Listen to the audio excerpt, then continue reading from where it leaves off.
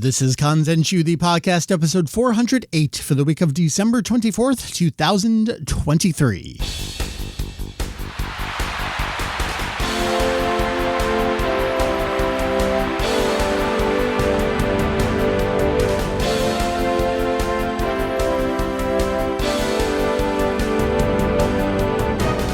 Well, welcome back to Kanzenshuu, the podcast. An extension of the all-encompassing Dragon Ball fan site. Kanzenshuu. We cover anything and everything. Let's see, this episode we talked about Daima, Super GT. We hit it all, anything and everything Dragon Ball, in hopes of enlightening and a little bit of entertaining. My name is Mike. You may see me around as Vegito EX. Hey, it's been a hot minute, but we are back at you with a doozy of an episode. I love this stuff. I did a split recording here, so you're going to get two related segments about the same thing, just exploring it in as much depth and detail as we possibly can.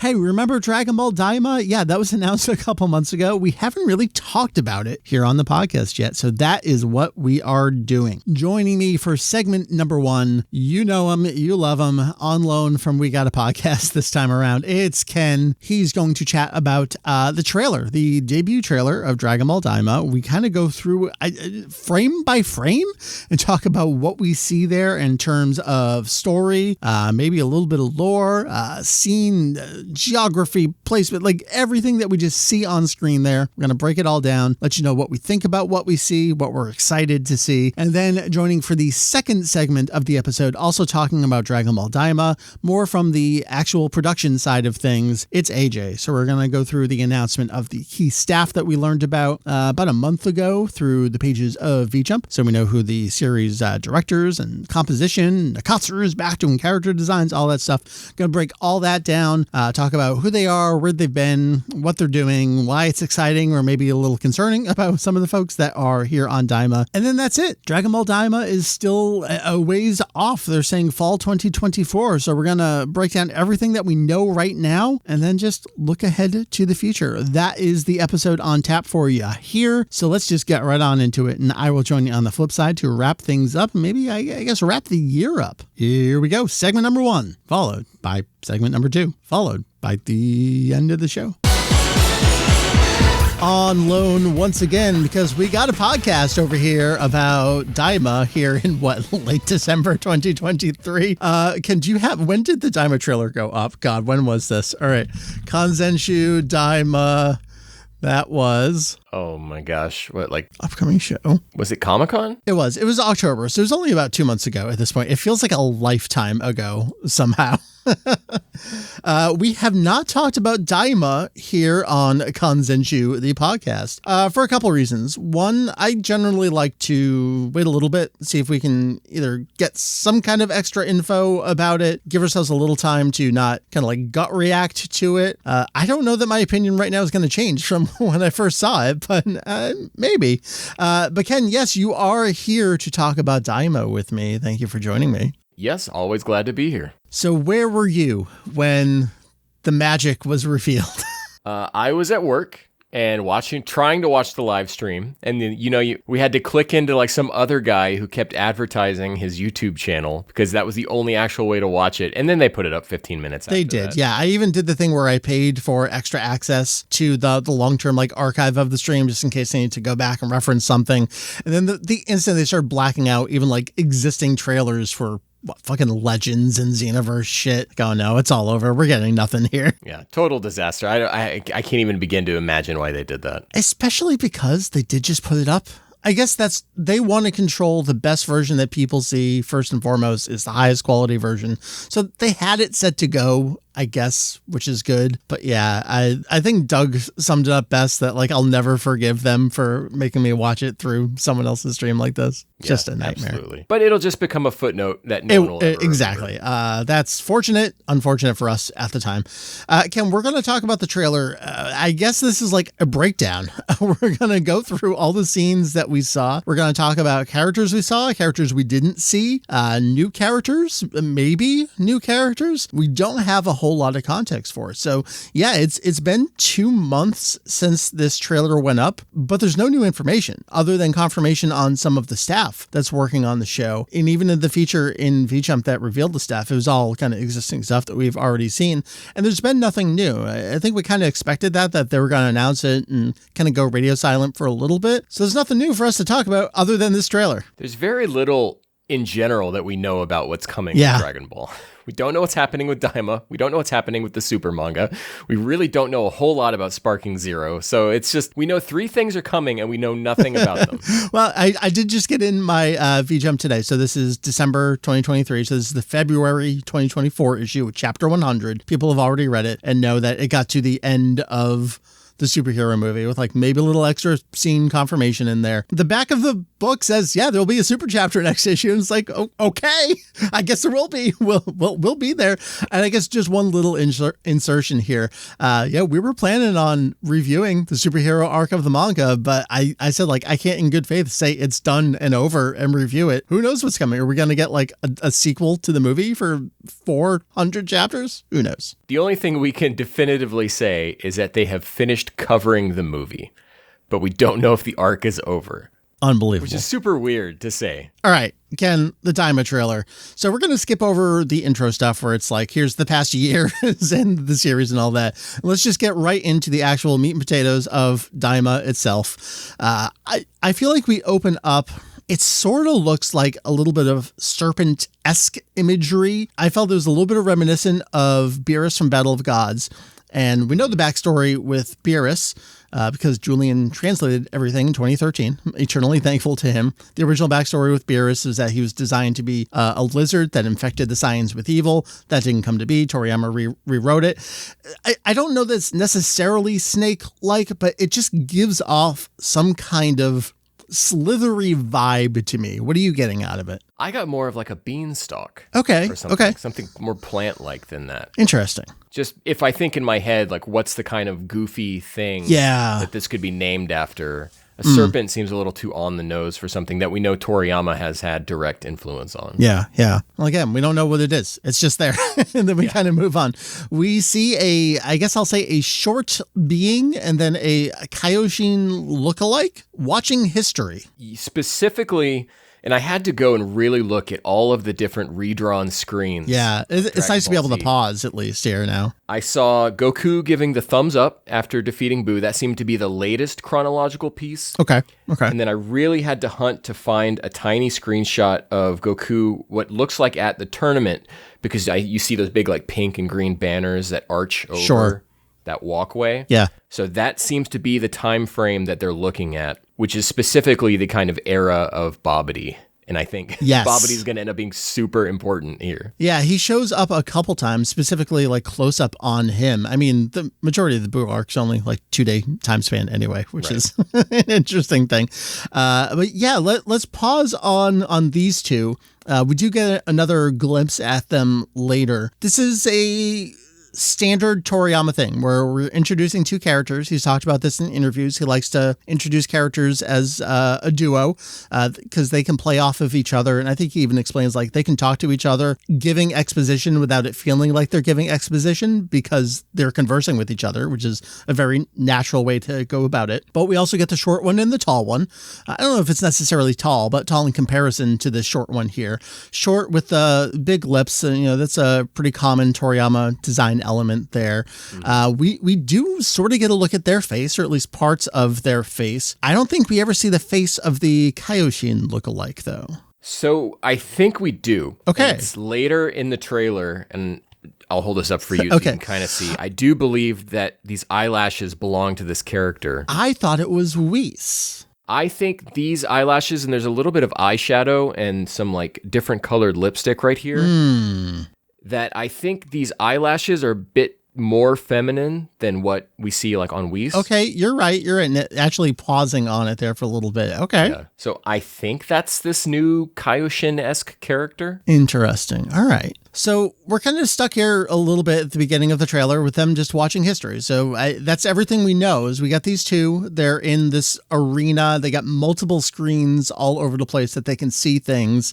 There's some like WYSIWYGs going around them as well as the screens itself. They're just observing. And the smaller one holds their hand out in front, like makes a grip. Almost the vibe I get from this is that there's some sort of grudge against Babidi, or definitely a relationship there between the small character and Babidi. That's what I read from this trailer. Agreed. So, all right, let's have this conversation now. Is it another evil magician, or are we finally getting the Kaioshin? I would love Kaioshin. So if you look at the design of the Kaioshin-esque character, when the camera kind of comes around on, I guess, her, if you look at the way her, what is that, cape kind of goes over her shoulders, it's much more like Dabra than it is like Kaioshin. I guess we should pause. Let me dig up the actual interview. I should have done this. So the idea, the concept of the Kaioshin comes to us from the super exciting guide, the character volume. So this would have been 2008, 2009 era. And Toriyama's really interesting with, I don't want to say his interviews, but the things that he drops in interviews. There are some things that he drops that are direct lead-ins to something that's coming immediately. You think back to when he first mentioned Gine, and that was around the corner in Dragon Ball Minus in the bonus chapter of Jocko. But then you kind of get things like, I feel like an example is a scouter that can go across both eyes. That was mentioned, and we didn't get that for a while. That ended up showing up in Resurrection F. I do feel like Toriyama holds on to things and ideas. And I've seen this applied to Nintendo as well, where they'll develop an idea and they may hold on to it for generations of consoles and game development, and then just finally come back around to it and find a game or some kind of little quirk of their system that it just seems to work for again. And I don't know if it's just wishful thinking here, but has Toriyama finally gone back to and revisited the idea of the Kaioshin? If any time is the time, now is the time. And I would trust him to do that. Every time I revisit parts of Dragon Ball, which is a lot, I'm constantly amazed by just how much of a coherent grasp he had on his world and his timeline and his characters. So I think that he knows this. It's in the back of his mind. Yeah. And I could see this definitely. It's what everyone thinks it is. How could it not be? Right. Then again, when we first got the trailer for what we later learned was Broly, I mean, I just assumed it was going to be a Yamoshi movie because Yamoshi was the character he most recently talked about, and it looked like a sign. Why would you bring back and reintroduce Broly? That seems crazy, but who knows what they're thinking. There was always a sense of, what if it was Broly, right? yeah, lols, what if it was Broly? All right, so we got to move on from these characters because we will see them again, some of the shots you mentioned here. From here, we go into Shenlong. The Dragon Balls are all there. Shenlong is summoned and seemingly grants a wish, and we would be remiss not to say that it's very reminiscent of Dragon Ball GT. Suddenly, we see Goku being wished back into what appears to be a child again, but not just Goku. Vegeta alongside him, and then it's going to go into a million other characters that's happening to them. I think slightly of note, and again, tying back into GT, the wish happens at the temple. Yeah. So somehow Pilaf has found out about a new set of Dragon Balls. No. All right, so we got the regular Earth Dragon Balls, we've got the Ultimate Dragon Balls, we've got the Namekian Dragon Balls, we've got the Cerealian Dragon Balls, we've got the Super Dragon Balls. We probably have a set of Dragon Balls over in Universe 6 from the Namekians there. Right. Do we know if we do? Well, we have Namekians, and if they function the same, where there's a Dragon Clan and the Warrior Clan, the whole point of the Dragon Clan is to oversee the Dragon Balls and stuff like that. Are we missing any sets of Dragon Balls? There's probably something from another game or something somewhere. From Heroes, I think there's like a Dark Dragon, but I don't know what the Dragon Balls are involved in. All right, but no, these are seemingly Earth's Dragon Balls up at God's temple, the palace there. All right, so everyone starts getting turned back into children. I kind of want to run through the characters that we do see. So as I mentioned, first up is Goku and Vegeta. We then see Chi-Chi and Bulma being turned into kids, but we see some people behind them. And those people don't seem to be turned into children. They seem to be adults looking on at the events. Is that your jive on this too? That's what I caught, is that and we don't even really know if this was a wish that turned everyone into kids. Yeah. It could be a red herring that Dragon Balls were used for something else. Here, it was a targeted attack on this group of people to de-age all of them. So additionally, we see Mr. Satan, who looks wonderful, aged down. We see Kuririn. We see number 18, who I can't tell. Does she look younger to you? Yes. Especially if you take into consideration the ratio between her and Meron. Right. Okay. Who looks like still a baby, back to a baby. I mean, her design in modern Dragon Ball material is yikes. She aged up in the super manga. They got her there eventually. Someone got her there. I guess I want to compare her to some other characters that we'll mention in a minute. But we also see Puar, Oolong, Yamcha. They all seem aged down, even the animal folks there. We do see Kibito and Kaioshin. Interesting. We see Piccolo. We see the Ox Demon King, Gyumao. We see what appears to be the Turtle Hermit standing there. And then we see Goten and Trunks as babies. We get Trunks in his classic baby design and Goten rolling around with him. They can't catch a break. No, just when they got there, they're right back. They're even worse off than they were before. We see a bunch of kids' feet sitting at, I don't know, a table or a desk or something. Yeah. We don't see who they belong to specifically. From there, we go off into a bunch of other scenes, but I guess let's pause. Let's talk about the characters we didn't see here. Who's most notable to you that you don't see? Gohan. He's got a meeting. Gohan's not there. Yeah, was Gohan off teaching at a meeting? Is this, like you said, a targeted attack? Is it a localized targeted attack? So only in the proximity of Goku and Vegeta, possibly? Could be. Who else don't we see that's kind of important? I get we don't see Granola. Right. Where's Moro? Where's Moro? Everyone should be asking, where's Moro? Tenshinhan's not here. Chaozu. Sure. Of the main group, I guess that's kind of the main group we see. Beerus and Whis, if you consider them main group, but that also begs a timeline question. Sure. Let's pause here and talk about that a little bit. I think that was an interesting question going on at the debut where is it Ian Sinclair, the English voice of Whis, was asking folks like, hey, is Whis going to be in this? And not getting an answer on that, which I think is, standard. They're not going to announce something that they're not ready to announce, but there's a lot of conversation about when in the timeline is this happening. If this even is happening in what we would consider like the standard canonical timeline of Dragon Ball, or is it just a Gaiden, an offshoot of something? And yes, it relies on you knowing the original series and the Buu arc, but it's just going to be its own thing. We have no idea. Is this post-Buu arc, pre-Battle of Gods? Is this post-Broly? Is it post-Moro, Granola, and Superhero? We have no clue. My initial impression is that it could be somewhere around Battle of Gods, possibly before, when whatever the targeted attack happens. Yeah. And for some reason, why would Kaioshin be there? Yeah. Well, okay, so we know we have a 4-year period between the defeat of Buu and Battle of Gods. 2 years in between there is when we get the Jump Super Anime Tour special. So we've got the Tarbell events going on in there. That is a time when folks could be around. I don't remember Kaioshin being a part of that special, though. But, I mean, they always have an excuse to just gather folks together. But if this targeted attack splits up Kibito Kaioshin into Kibito and Kaioshin. Okay, sure. That would tie into what happens in Super, where they make the wish using the Namekian Dragon Balls to split back up, saying they preferred to be that way. So maybe this is when they get to experience that. Experience being split up before again at the end. Well, then how would they get back into? Does everything just get undone at the end of Daima? We'll find out. Yeah. We don't know. All right. Maybe we can come back around to that as a topic, but let's continue through the trailer here. So we left off on the bunch of kids' feet.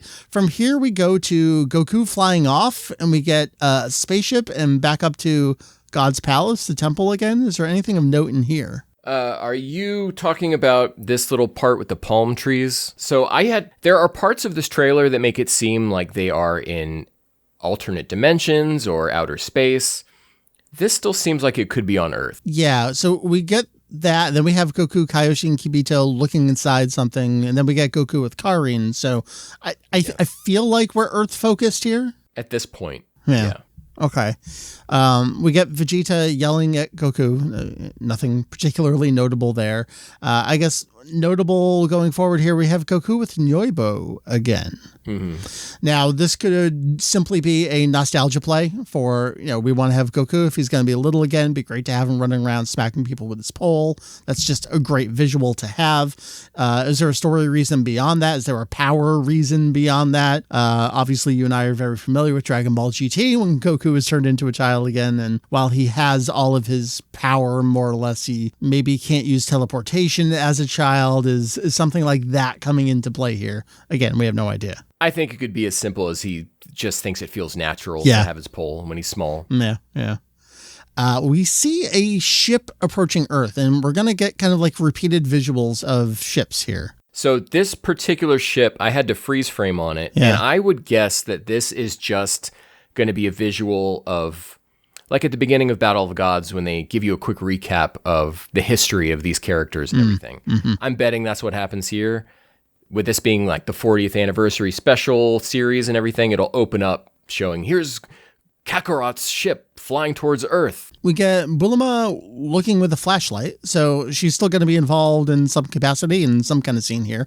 What are they looking for? We have no idea. I couldn't tell if this was the same thing that Kaioshin is entering or not. Yeah. One certainly looks more worn down than the other. Okay. We get more Goku with Nyoibo. We get Earth and I would say evil eyes. Are you talking about this? The big eyes with the mouth? So when I was going through and I started rearranging these screenshots that I had based on what I thought they might have to do with each other, because I think that those evil eyes is just this fish thing right here. So I think they have a ship. Someone has a ship that can change size. Okay. And they make themselves smaller than this fish. Maybe that's how they're moving through space to get to wherever they need to go. I don't know whose ship this is, though. That's the problem. Right. We have a lot of other stuff here. We have Kaioshin and Goku sleeping. They seem to be traveling together, perhaps. We see a ship that continues to approach. Then we see a bunch of locations before what I thought was Whis' eye, but you think is the Kaioshin looking character's eye. Right. We see this kind of like rocky canyon with a dragon flying through. And what I think is the same location, this giant kind of alchemist circle. Yeah. This is what I would call that. It looks like it's in the same kind of locale, same planet, or what do the people say now, biome, as this other one? We have someone, I wrote, watching Babidi and making a fish. Is that right? A fish? A fish?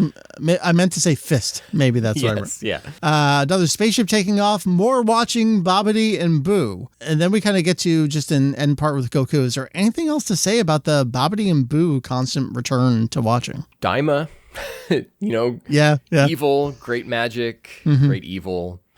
They kind of were the big bad guys at the end of last season, changing the series into much more of a magical direction when it had been kind of sci-fi adjacent for a while.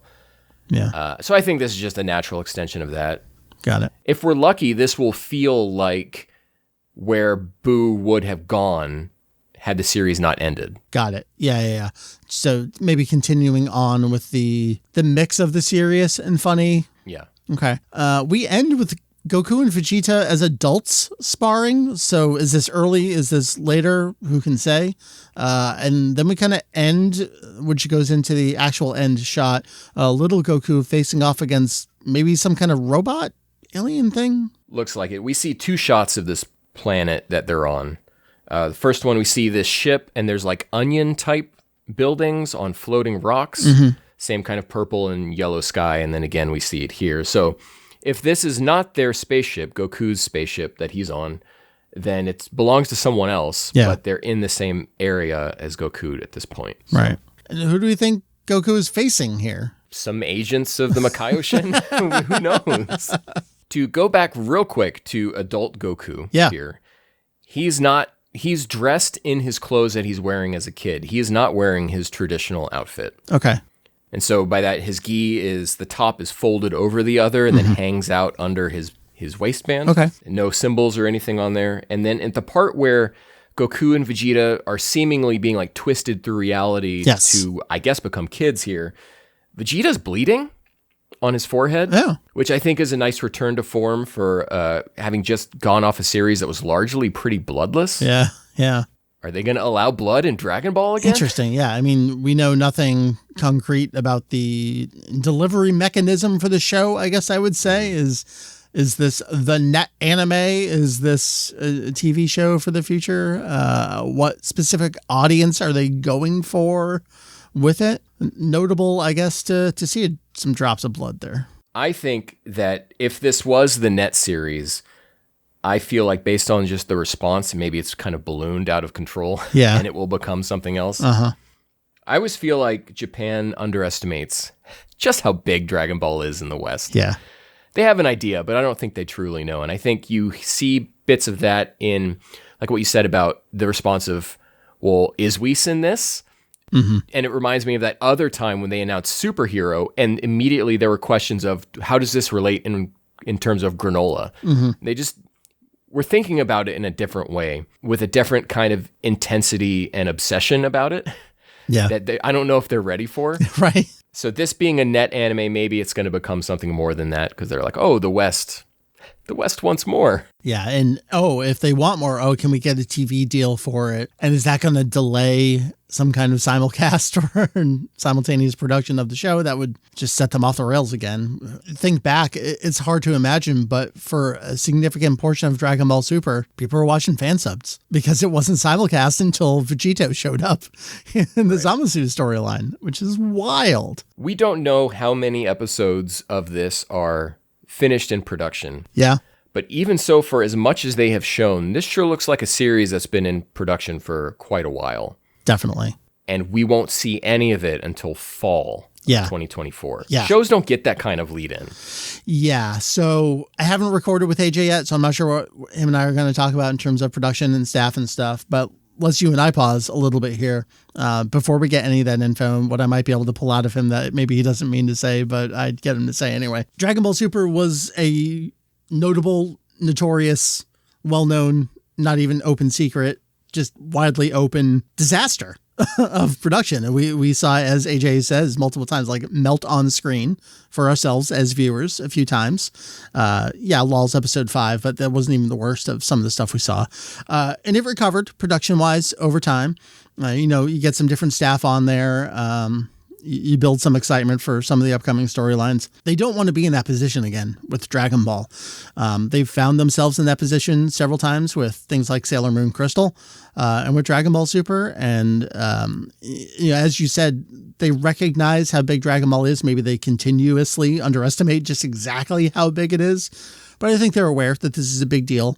And perhaps more than anything else, the fact that Toriyama actually publicly did say something, like it was literally printed in a guidebook that Toriyama said, yeah, not just live action movie, but the quality of the animation of the TV series. Like that's a thing that Toriyama said, and Shueisha had to print. They don't want to go through that again. I am so excited that Dragon Ball feels like it's getting the love it should be, and not necessarily in a case where, like during the Tournament of Power, there are a lot of instances where the next episode preview would have different art than what was in the actual episode. Sure. Because they were just that down to the wire on getting that stuff out to screen. Yeah, I guess I want to a little bit revise my statement. Because you're absolutely right there. You're like, yeah, it recovered, but you think back to the reveal of Jiren being there and then it being replaced with Topo, like even as of like the promo videos, it was incorrect as to what would be the final thing. So while the show itself, they treaded water there with it, this does feel completely different. This feels very confident. Right.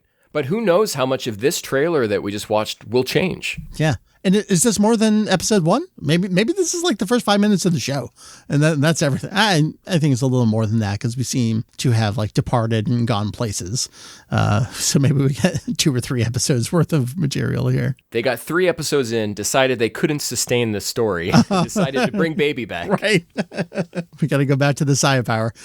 I don't know what the hell else to say about it. I'm very intrigued. I guess I'm of 2 minds about Moro and Granola and the return of, let's say, the super anime. I really enjoyed the Moro arc. Granola, I didn't necessarily love, read it a few times. We certainly reviewed it on the show. I think I like it a little more the further away I get from it in retrospect. And Dragon Ball was first and foremost a manga, and I love it in that format.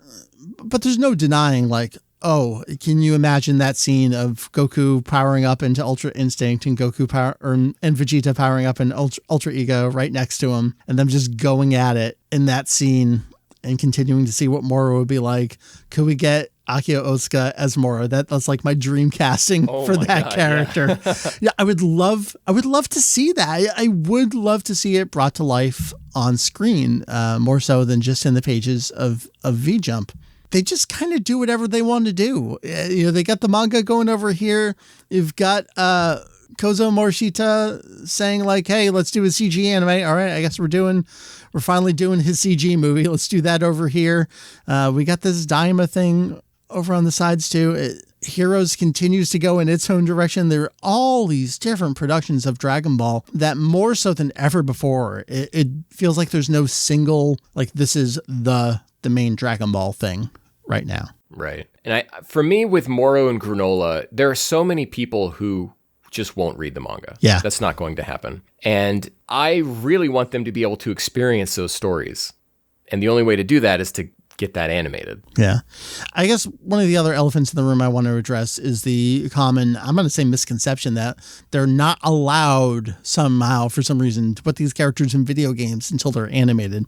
We have plenty of precedent for that happening. Even within Dragon Ball, we have Nekomajin, Kuriza. Yeah, they're side spin-off characters, but they're manga-only characters that have appeared in video games and received voices. JoJo's Bizarre Adventure, I feel, is like the prime example of this, where things that had not been animated yet were put into games. They received voice actors. I believe they went back and maybe when they did a re-release of one of the games, maybe they went back and got the now current standard TV actors to put into the games. This stuff can and has happened with Shueisha properties. It just seems like for the most part, Dragon Ball doesn't seem to do it. Yeah, we've had things like the Kakarot DLC adapting the Trunks Future thing, but that was all existing characters. There's like no one new to put in there. We've had some special techniques in Heroes, like the God of Destructions from their tournament. Things like Vegeta's attack, the Gamma Blast from the manga. But we don't have Moro and Granola and Gas and Black Frieza. When is the Black Frieza saga coming, Ken? It becomes a Pandora's box because you bring in Moro, well then 7-3, do you bring in all those other characters, Merusu, where do you stop? Yeah. It's not going to just be Moro. Right. I want them all. Yeah, same. Sparking Zero, take us home. What else can we say about this? Having rewatched the trailer today for the first time in several weeks. It's been a while since I revisited this. I used that word confident earlier. That's still how I feel about it. It feels very confident in what it wants to be. It's almost unconcerned with what fandom seems to want out of the franchise, which I kind of like. I'm interested in seeing where they go here. And if Toriyama's at the helm, there's always that question and the argument of, oh, does Toriyama still have it? I think there's undeniably a charm to whatever Toriyama is involved with on a deep level. He does, you mentioned this, he does understand his characters and his world more so than anyone else. They'll just say little things. They'll make remarks or mannerisms like that is from Toriyama, and that's why I continue to love these characters in this world. So that's exciting to me. Yeah, I'm ready for whatever. There's no way I'm not watching this. Sure. Right? Yeah. So I'm ready for whatever it is. And like you said, there's so many different avenues to enjoy Dragon Ball right now. Don't rob me of any riches. I'll take everything. Ken, we always got a podcast. Tell me about how things are going with the Evil Dragons. Well, we just started, and we're actually we're pretty positive on it, not to spoil where we're at. Okay. We're only 4 episodes in, though, so who knows what's going to happen next. But personally, I found myself enjoying these dragons who I never really knew anything about, like Liang Xinglong, the green one who does the whole poison thing. I'm like, oh, I kind of like this guy. He's voiced by the guy who did Zunama. So It's fun. Yeah. It's fun. There's a lot of very interesting music that Tokunaga starts throwing in there with different inspirations. I said one of his tunes sounded like it was from Home Alone, very John Williams-esque. Interesting. Randy thought it was more Looney Tunes-esque, but that's the kind of area headspace we're talking about here. So, Ken, we got a podcast. Yourself, Randy, Doug, currently involved in the Dragon Ball GT retrospective of Auspiciosity. Right. Yeah. Reverse trademark there. Spotify, YouTube, all the platforms that you get your favorite podcasts. That's right. Everywhere you can think of, I think we're there. You will return to talk about GT with me at some point in the future. We've been, I feel like, constantly just dropping thoughts back and forth. I've mentioned many times about like the big GT research project, and that's everything from I've been so curious about how was it announced? What did they actually say? What did they actually showcase? And when did that happen? It's not like the modern era where you get kind of like this double bilingual press release announcing the TV show. It was, a red and white page in Weekly Jump that you got some early shots. They didn't even have a title for the show at that point. I wanted to see what that was like. The kind of underlying question is, did they mention a timeline? Did they say 5 years? Did they say 10 years anywhere? And we kind of do have an answer on that. And the answer is that there is no answer, but more to come on that. Senpai's been digging into all those research materials. And then some of the questions that you were having around Super Saiyan 4 was interesting because, he shows up in the intro before he's introduced in the series. And we had that in Super with Ultra Instinct. We did see it before it appeared in the series. We had promotional art and we even had some video game stuff. But hey, like, what was the promotion for like that in magazines too? And we have answers on all that.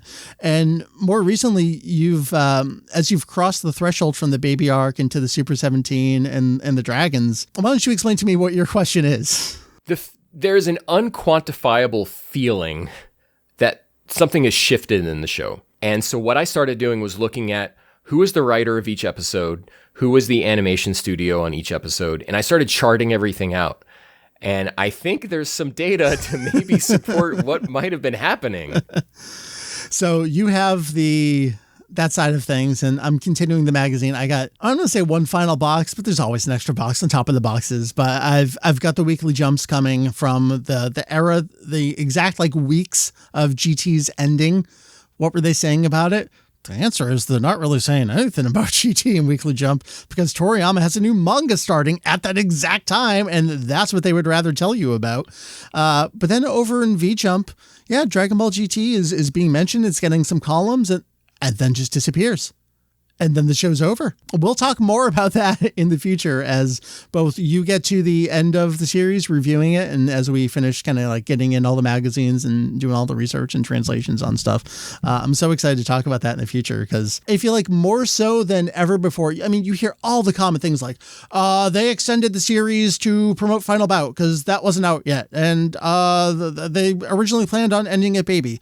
I don't think we're ever going to get any real answers to that stuff, but finally, like someone actually sitting down and pulling all this together, like charting out the progress of the show, it does paint a bit of a picture. And I think it'll be fun to really like super dive into beyond just this tease here. GT is such an interesting product, and it's fun to definitely think about from a meta level and of what was going on. I think I enjoy it so much more, not just the show itself, which I think I do enjoy more than I enjoyed it back then, but taking the opportunity to try to go back to doing what we can do today and apply that process to that era of 96, 97. It's a lot of fun. Ken, thank you much. Split podcasting duties. You've got GT going on. You've got some bonus Ava movie reviews and things going on. Right. Yeah. And that is, I think we're about to lose Doug with 3.33. Oh, wonderful. And we'll see you most Saturday nights, I think, right? Yeah, that's right. Yeah. All right. Excellent. Thank you much.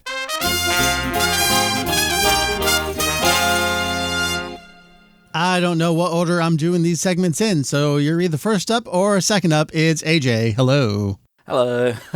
We're here to talk about Dragon Ball Daima, which, again, I don't know what order I'm playing this in, but in the other segment that I've already recorded and edited, I mentioned myself how I haven't watched this trailer in weeks, if not at least a month. So it's been a while since I've thought about Daima, and you said the same thing to me. Yeah. I was like so excited for it to finally be revealed, because I know there were loads of like leaks and stuff beforehand, and then it sort of came out and I was like, this looks really cool, I really like how it looks, and then immediately just forgot about it for like the past. Oh, good, it's done. We can go away now. Yeah. Well, that's the funny thing. So what I want to chat about with you is basically what's been announced about it so far from a staff production perspective. And maybe we can pick apart.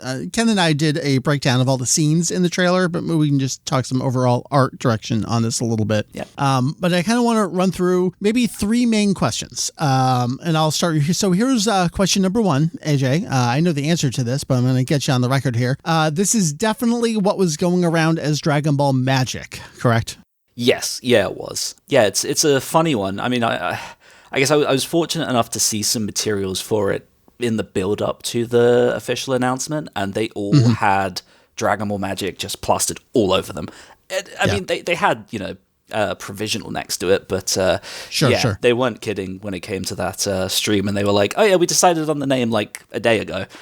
Like, that was the thing I wanted to say, is like we were all prepped for, okay, well, let's start writing, whatever we can pre-write on stuff that we're going to write the word magic. Oh no, it's a totally new title that I think took everyone by surprise. Yeah, I had no idea at all. That's so funny. Yeah. So we've gone from Dragon Ball Magic to Daima, but I think the magic, the background where they may have come from magic is still present in what we see in terms of characters being turned into children. We see someone who seems to have a grudge against Babidi, perhaps, who's a magician.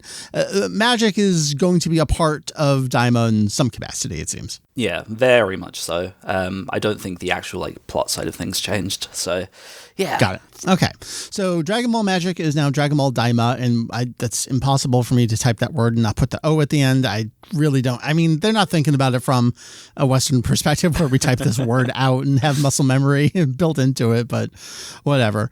All right. So that was question number one. Question number two is less of a question and more of an actual look at some of the staff that's been announced for this. So just looking at what we have, the staff that's been formally announced was back in the January 2024 issue of V-Jump. That came out in November. So remember, V-Jump is forward dated 2 months, comes out 21st of every month, forward dated 2 months, just how it works. So the staff that we got here, we knew this previously announced. Akira Toriyama, the original author, that's the Gensaku that we talk about often. Toriyama in this capacity is being credited as the creator of Dragon Ball, more or less. And then specific for Daima is the story and the character designs.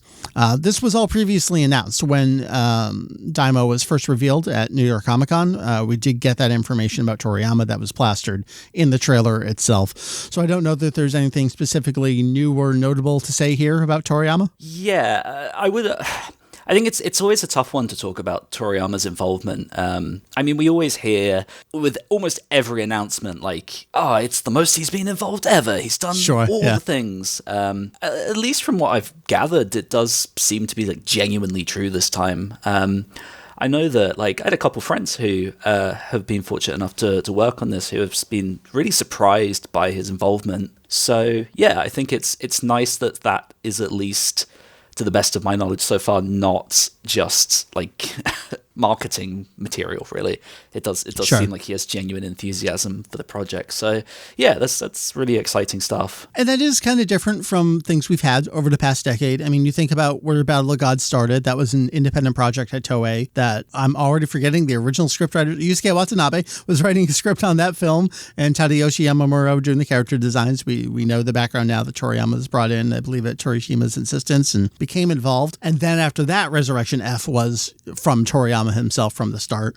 And then there was Dragon Ball Super, which flew into not even pre-production. And Toriyama's like, okay, well, we're going to adapt these movies. And then, okay, I'll come up with a story after that. And then it seemed to be story by committee decision from that point forward. And I mean, everything about that. This seems and feels different from that. And that it's from the very first announcement, Toriyama is on board as writing the story for this thing. Yes, yeah. At least the core outline, I suppose. the napkins. Toriyama's back to the napkins. Yeah, because there is, of course, now a series composer, scriptwriter attached to this, which we will get to. So it certainly seems like effectively the same kind of thing that went about with Super, except now we have a production timeline that is human and humane.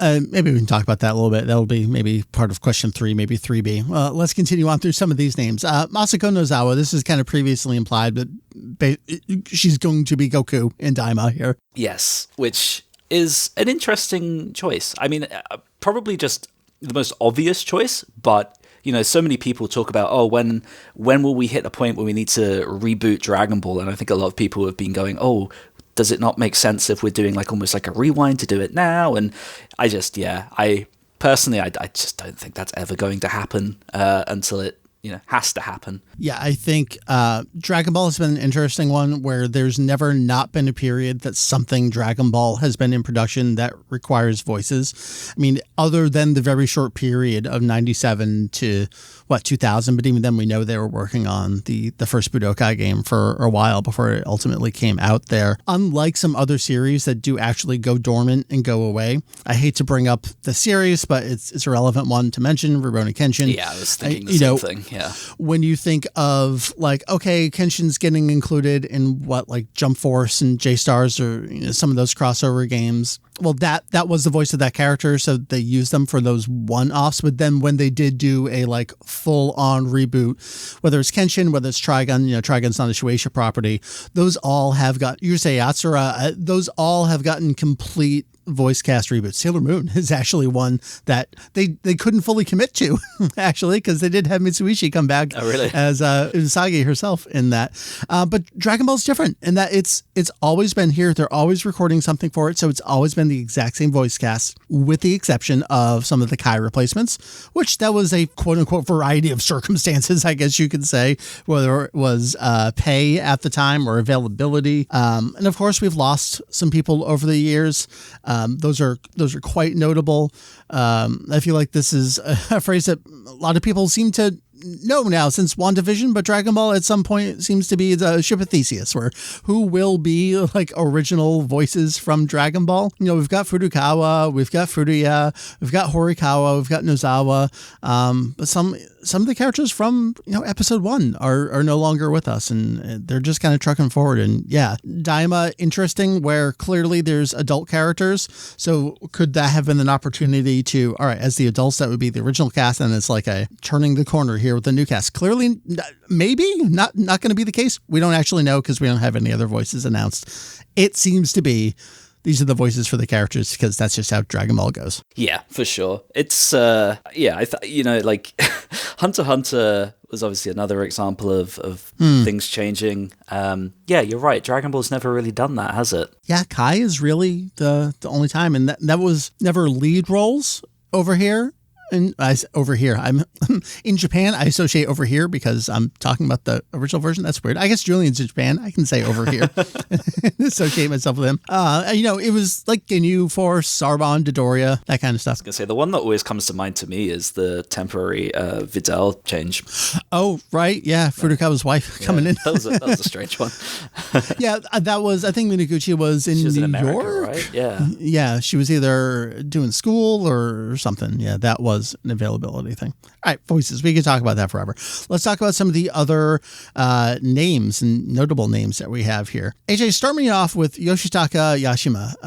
As we wrote in the write-up here on Kanzenshuu, extensively involved in the Dragon Ball Super television series. We're talking like storyboards, key animation supervision. Also worked on a ton of other franchises. What's the backstory here with Yashima? This is the most bizarre person on this list. Like it makes no sense to me. Okay, because we're talking series co-director and we're talking animation person. It's hard to convey how bizarre this is. So Yashima has never directed a series before. I looked up and down for any evidence. Nothing. Yashima is primarily known for being a solo animator and has been in that position for decades. It's his speed, being able to animate, episodes from start to finish all by himself that has been his greatest asset. That's his whole thing. He did it on Digimon, came and saved Super, doing so much stuff himself. Like you said, storyboards he did, full episodes that he would supervise himself. That's his jam. And so it is so strange to then hand him the co-director role for a massive Dragon Ball TV series. It's really strange. Yeah, I mean, it's hard to knock his talent in terms of the speed, but like the quality of it has never been, tippy top. When people think about the iffy episodes of Z, they always think like Uchiyama, and for Super, it's always Yoshima. He was fast, but he wasn't great at drawing it. Which I guess is not really relevant here, but yeah, it's a strange position to be given. I have a theory about it, but that's based on the next name, the series co-director. Okay, well, let me pause you and then we'll go to that. And maybe this transitions. Is this similar to Tadayoshi Yamamuro coming in as was he the actual director on Resurrection F? Yeah, very similar to that, where it's like, you have not directed anything before. Here's a movie, it's a really odd thing to do. Okay. Well, then take me to this name. So Aya Komaki, everything that I can dig into seems to say like One Piece. Lots of One Piece direction, series director, storyboard, episode director, just like working on. Would this be Wano arc, or this might be some of the Big Mom stuff too? Yeah.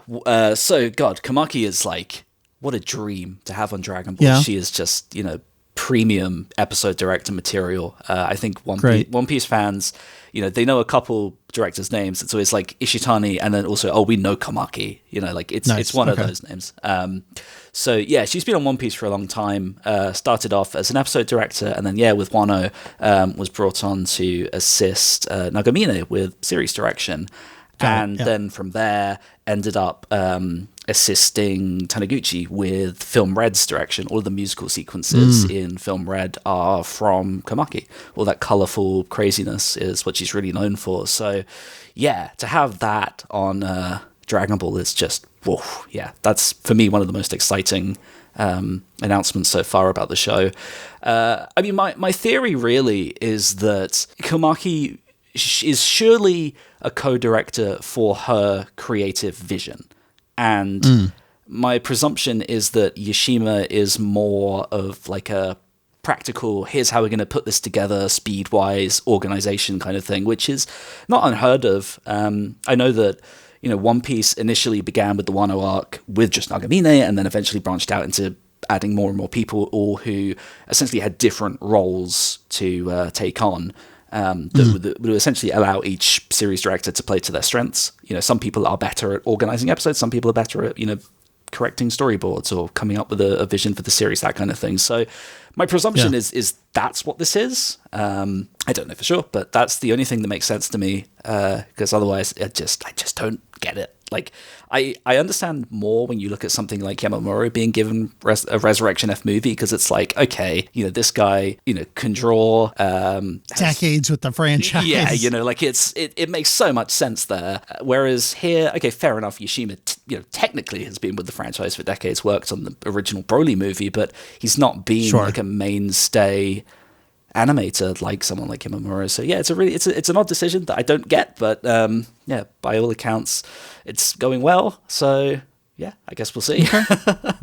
As someone who's quickly closing in on One Piece, we're watching episode 999 tonight. We'll probably watch 999 and 1000. So oof, you're coming up on some very good stuff. No, I'm very excited, and I've seen Red, so nice. That all looks good. All right, so speaking of someone who's been with the franchise for decades, making a return in a very lead role here for Daima is Katsuyoshi Nakatsuru, a name we certainly know here at Kanzenshuu, credited for character design. So I guess we have to specify these are the kind of like final character designs for the animated version of the show, because Toriyama is also credited for character designs, but that's like, here's my design of the character, now take this and go do animation with it kind of thing. Yeah, so he'll take, Toriyama's initial, front back view, turn around, whatever, and then turn it into, here are all the expression sheets, and here's them in this, and here's someone with a scarf on and someone without a scarf on, that sort of stuff that animators can then use for reference material.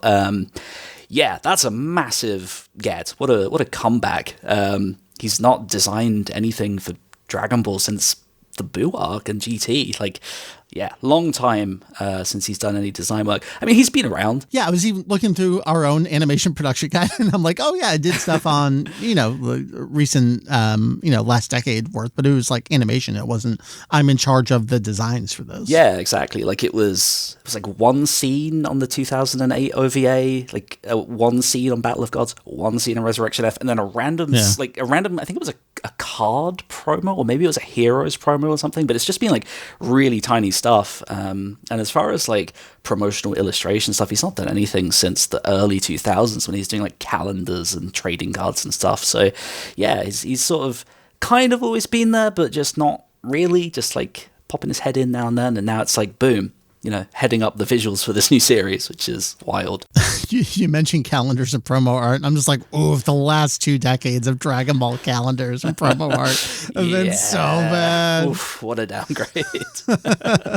So, Nakatsuru, I mean, check out everything you can on the site, but the kind of person that fooled Toriyama into did I draw that kind of stuff, someone who had been there for a very long time during the original serialization and production. Great to see them coming back here. Nakatsuru's designs, I don't know if it's a purposeful mirror of Toriyama or if, he's trying to keep up with what Toriyama's designed. But when I see what I assume are some keyframes by Nakatsuru in the trailer that we have here, little Goku, he's like, his face is very wide. And I don't know if that's because that's how Toriyama designed it, or if that's Nakatsuru's also just like modern design sense. What are you pulling out of this? Yeah, I'm not really sure. I mean, the actual design work, it's weird. I look at it and I'm like, I see Nakatsuru here. Definitely. But more than anything, it feels like I'm seeing a Nakatsuru who's doing everything he can to draw like, 2022, 2023 modern Toriyama. Which I've never really seen before. We've seen him do, modern Toriyama stuff before, but that was more, I mean, we're talking more like the Kanzenshuu era or like slightly later. Right. We've never really seen him do anything quite like what he does today. So yeah, it's a really interesting departure. But yeah, I quite like it. I mean, there are some stuff that I'm not like super keen on, but again, that more falls back on how Toriyama draws. Like, I don't love the super detailed shading in the hair, but that's a Toriyama thing, and that's been brought forwards. But yeah, by and large, I think it looks really nice. It just looks different. It doesn't look like Yamamuro stuff in Super. It doesn't look like Yamamuro stuff in Heroes, the promo anime. It doesn't look like Shintani stuff. It looks like its own distinct entity, and I think that's necessary here. Yeah, absolutely. And like even the adult stuff that we saw in that trailer feels very distinct as well. Like it's strange. It's almost like sort of, I guess I look at like the body, the musculature of it, and I'm like, okay, that feels very like classic Z, but then facially it's like, oh, that's very modern Toriyama. It's a really interesting mix of styles. Well, I'm excited to see what we get out of Nakatsuru for this series. Let's talk about one more name here, and you alluded to this earlier. So Toriyama is the author of the story, but that is, the outline of the story, the main beats of the story. In terms of like the day-to-day, moment-to-moment, line-to-line, and then beyond that, we have Yuko Kakihara, series composition, script, however you want to phrase it here. This seemed to be one of the more contentious decisions in fandom. Yeah, this is a name that scares me a little bit. I guess before I talk about why that scares me, I guess it's probably interesting to talk about there being a credited series composer at all. Okay. Because you look back at Super, and we know that it had various ones, but it was always uncredited. We only knew that certain people were series composers because this is coming back to me, the King Ryu stuff, yeah, right? There was like a King Ryu blog with something like, oh, okay, that's a thing. And then you suddenly start to like look through it and it's like, oh, okay, so that person, like, I'm trying to remember the I think it was Battle of Gods and Resurrection F was, he was related to another script writer, I forget his name, maybe Fukushima or something. Then it was like King Ryu and then Tomioka and like, yeah, basically the Dragon Ball Super had series composers, but just never credited for reasons I don't understand. So it's interesting that, yeah, there's an actual credit here that. And so, is this a person that I kind of mentioned is like the actual, day-to-day working on the story, but kind of like story Bible kind of thing. How would you break down this credit? Yeah, so it's hard to know without seeing the episode. It's the episode like credits themselves, because sometimes this can just refer to someone who will effectively like expand on an original outline into this big thing and hand off to individual script writers for episodes. But sometimes, especially with like long projects, possibly like this one, they may well write the entire script, in which case you get a singular vision, quote unquote, from start to finish. So it's hard to know, but I think just the fact that, one is credited is it's nice that like there's at least a name to point to that is sort of bringing all of these ideas together, as opposed to something like Super, where it's like, okay, nothing's credited, and also it keeps changing constantly, and everyone has a different vibe, you know? So, right. Yeah, so that's nice. As far as why it's kind of scary, I guess you look at what she's done, and it's a bit of a mixed bag, depending on who you ask, I suppose. I think the biggest thing that she's known for is Digimon Tri. All 6 movies are scripted by her, or at least I think if some aren't scripted by her, they at least had like the same series composition role kind of thing, but for film. Anyway, same kind of deal. And then the other thing is that like, I mean, I've not seen it, but I think it's divisive, and that's the new Urusei Yatsura remake, right, from 2022. Never saw it, but I think people said it was just okay, maybe. So that doesn't fill me with masses of hope. But weirdly, at the same time, you then look at some of the premium stuff that she's done, like Kids on the Slope, from the Bebop director Shinichiro Watanabe, and she wrote 50% of that series with another person. So, I mean, that's a wonderfully written series. Another one is Orange, which I've not seen, but I think is really popular. It's a romance drama series.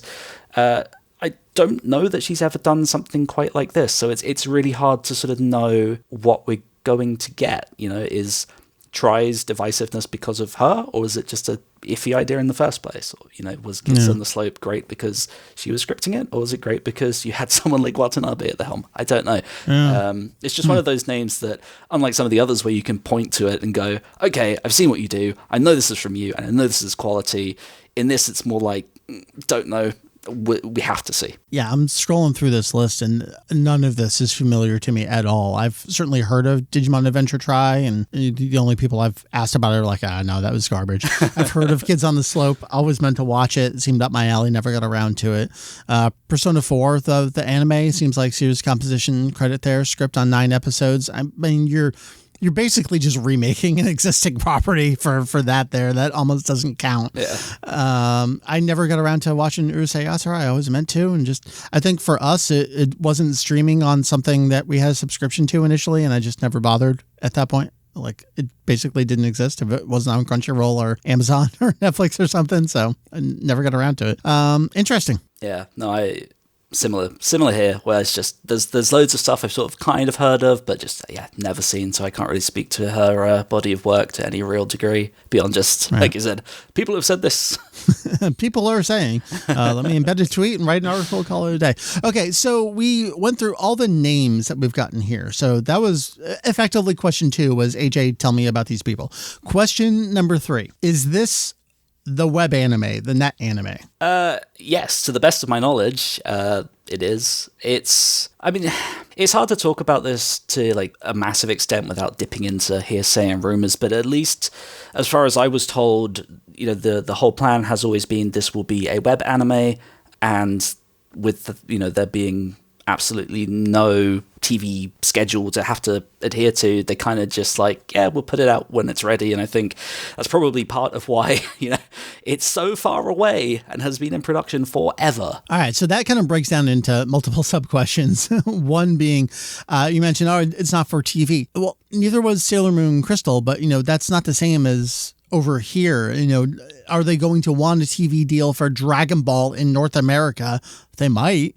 Or is it just going to go straight to Crunchyroll or some other service, Netflix? Well, I guess we don't really know how that's going to shake out, right? Yeah, no, I have absolutely no idea. The last thing that I quote unquote heard through the grapevine is just, the initial plan was web. There's no confirmation that that's definitely still going to be the case. But that's certainly what the initial plan was. I've no idea what it could be as far as, international stuff. I feel like it's probably going to be Crunchyroll, just if it does stick to being a web thing, but who knows? Yeah, just with the existing partners. Okay, and then 3, I don't know if it's B or C, whatever sub-question I'm onto at this point, is you talked about been in production for a while. This is something, the existence of a web anime, Magic, whose title got shifted around for a while. That kind of has been out there for a little bit. And now we're looking at fall 2024 for a debut of this. Again, this is something I talked about with Ken, so you've either heard it or not heard it yet. How different from Super, right? Whew. Yeah, night and day. I mean, it's insane to think about the schedule that this thing has. Even by the standards of, you look at TV series like Mob Psycho and you go, oh yeah, that's got an amazing schedule. They basically finished the whole season before it even came out. It's like, Dragon Ball's getting that and a bit more. Like, what? Like, it's crazy. To think about that after what we saw with, I mean, to put it bluntly, the disaster that was Super's early content that, really lingered through the entire run. It's really, really exciting. Yeah, people have always talked about, Dragon Ball should be a seasonal show. And that doesn't really work with the ongoing serialization for Dragon Ball. I mean, it could work. It certainly has been done with other properties, Shueisha properties even, but that's just not how Toei and Shueisha work together on this specific property. But this is an all-new product, so they're kind of not beholden to any past practices. Yeah, I'm really curious to see what the format will be, whether they have an initial story arc in mind and they'll do that and then take a break and come back, or whether it will just be we have prepped for however many years to now do another long-running thing and we have the actual time to do it now. I don't know. Well, maybe that's one of these things that I prod you on is, what is the scope of Daima? Is this a 12-episode series? Is this we started it and then we'll keep going with it as long as it goes because we're so well ahead of schedule? What's up? What's the deal with Daima? Yeah, I mean, to the best of my knowledge, this is the thing. This is what they are banking on and want to be a big new thing. No one is being told that, this is just a side thing. This is the big new Dragon Ball thing. Well, that's the thing. People are like, okay, we're going to get a 12, 24 episode series and then Super's coming back. Yeah, no. No. Categorically no. Sorry. Okay. Yeah. That if so different. I mean, again, who knows what they'll do for a TV deal over here if they'll go for it straight to streaming. It's a brave new world for Dragon Ball, isn't it? Yeah, I mean, God, if you had asked me what were they going to do after Super, this would not be it. It's such a strange one because, I mean, if we're talking about sort of what that initial trailer showed, it seems to sell such a very different series to what I know it will be, just based on some things that I've been allowed to see. It feels so... It's just hidden so much. I mean, I'm not going to blab on about, that kind of stuff because I know that, everyone listening is not necessarily interested in it, but I think it's fascinating to almost convey it like, hey, remember the start of GT? And then have that linger in people's minds and only sort of show a tiny little bit of another planet, when the reality is that it's much more of a big Dragon Quest-y RPG kind of vibe, which I suppose you could argue is similar to GT's first arc, but it's different to that even still, So yeah, the marketing's interesting. I'm curious to see what the second trailer will be, whether they've looked at the response to it and gone, okay, oops, maybe we should have shown a little bit more of an idea of what this is. Yeah, interesting is definitely the word of the day. I guess one last thing I'll pick your brain on, again, something I talked about with Ken. I don't know if there's anything that you either know or can share or have thought about yourself. And that's all right, this is the new Dragon Ball. Is this part of the main continuity of Dragon Ball? And if so, where does this fit into the series? I don't know where it fits. And the people I know on the show don't know where it fits, but they do. Love it. They Perfect. They do at least know that it doesn't, at least on what they've worked on, doesn't reference stuff from Super. Like you're not running around seeing, Super Saiyan blue and red and all that stuff. Okay. Like if Super happened, well, I guess it happened, but we're not going to talk about it. That seems to be the vibe that they've gotten from it. Again, that's not like a definitive statement. They aren't privy to the entire series, but at least from some of the episodes they've worked on, no, there's no mention of Super stuff. That's what I think is so funny about Toriyama's writing style, is that he's both so well aware and connected to his story and his characters, but he also holds absolutely nothing sacred, and he'll just go off and do his own thing if he feels like it. Yeah, that's something that I've always found really interesting about the way that I guess the movies have functioned for Super, in the you look at like the Tournament of Power with Ultra Instinct and Blue Evolution and all of this different stuff, and then you go to Broly and it's like, oh, that didn't happen then, I guess, but we're still referencing that tournament, but we tell you it happened. Yeah, it's like we're not. Yeah, it's just and then you go to Superhero and it's like, well, we're still not talking about that stuff, and yeah, it's odd. Right. It's like, Toriyama sort of remembers the outline of what happened, but maybe didn't engage with all of the forms and that kind of stuff. So it's just completely unconcerned with the specifics of that stuff. Yeah. So genuinely, like, it wouldn't surprise me if somehow this is actually after Super and all that stuff did still happen, but we're not going to do any of the forms again because Toriyama's not interested in that. We're going to do new stuff. So, yeah, I don't know. The other thing tossed around is maybe this is post-Boo, pre-Battle of Gods. Yeah, I'm not sure. I know that people have based that on Bulma's hair, but then Kaioshin and Kibito are unfused. So how does that work? Like, yeah, it's a weird one. Maybe Bulma just I would say just don't think about it too much, because Toriyama's thinking about things seriously, but in a different way than any of the rest of us are, I assume. Yeah, your fandom continuity not in his head. Sorry. Yeah. As someone that's several decades into reading the works of Stephen King now, like, I really appreciate that happened, but it happened differently. Just different levels of the tower. Just don't worry about it. It's fine.